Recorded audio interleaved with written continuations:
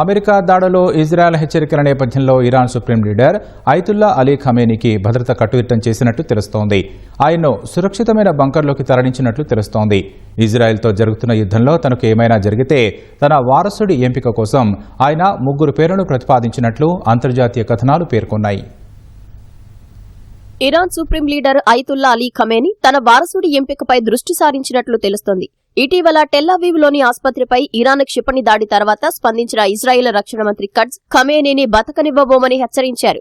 ఇప్పుడు ఇజ్రాయెల్కు మద్దతుగా అమెరికా కూడా దాడులకు దిగటంతో వారి చివరి లక్ష్యం తానే అన్న భావనకు వచ్చిన ఖమేనీ తన వారసుడిని ఎంపిక చేసేందుకు వీలుగా 3 సీనియర్ మత పెద్దల పేర్లు ప్రతిపాదించినట్లు న్యూయార్క్ టైమ్స్ ఓ కథనంలో పేర్కొంది. ప్రస్తుతం రహస్య బంకర్లో తలదాచుకుంటున్న ఖమేనీ ఆచూకీ ప్రత్యర్థులకు లభించకుండా తన చుట్టూ ఎలక్ట్రానిక్ కమ్యూనికేషన్ ఛానళ్లు తొలగించాలని అధికారులకు సూచించినట్లు తెలిపింది.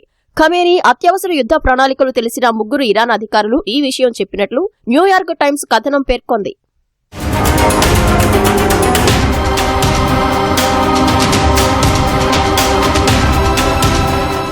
ఖమేనీ వారసుల జాబితాలో ఆయన కుమారుడు మొజ్దాబా ఖమేనీ ఉన్నట్లు న్యూయార్క్ టైమ్స్ కథనం తెలిపింది. మొజ్దాబా మతపెద్ద కావడంతో పాటు ఇరాన్ పారామిలిటరీ రెవల్యూషనరీ గార్డ్స్ కు సన్నిహితుడు కావడంతో ఖమేనీ వారసుడి రేసులో ఆయన ముందు వరుసలో ఉన్నట్లు ప్రచారం జరిగింది. అయితే ఈ వార్తలను ఇరాన్ అధికారులు ఖండించారు. 2024లో జరిగిన హెలికాప్టర్ ప్రమాదంలో ఇరాన్ మాజీ అధ్యక్షుడు ఇబ్రహీం రైసీ చనిపోవటానికి ముందు ఆయన కూడా టెహ్రాన్ సుప్రీం లీడర్ రేసులో ముందు వరుసలో ఉన్నట్లు ప్రచారం జరిగింది.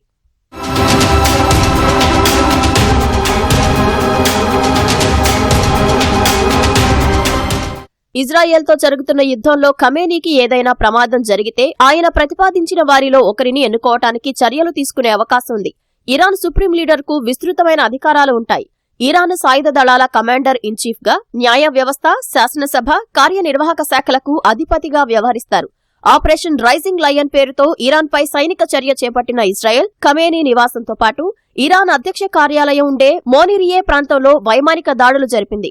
తొలి రోజే ఖమేనీని లక్ష్యంగా చేసుకోవాలని భావించినప్పటికీ అణుశుద్ధి కార్యక్రమాన్ని పూర్తిగా నిర్వీర్యం చేసుకునేలా ఇరాన్కు మరో అవకాశం ఇవ్వాలని నెతన్యాహు నిర్ణయం తీసుకున్నట్లు సమాచారం. అందుకు హెచ్చరికగా ఖమేనీ నివాసం, ఇరాన్ అధ్యక్ష కార్యాలయం సమీపంలో దాడులు చేసినట్లుగా తెలుస్తోంది. దీంతో ఖమేనీని లావిజాన్లోని ఓ బంకర్కు తరలించినట్లు న్యూయార్క్ టైమ్స్ కథనం పేర్కొంది.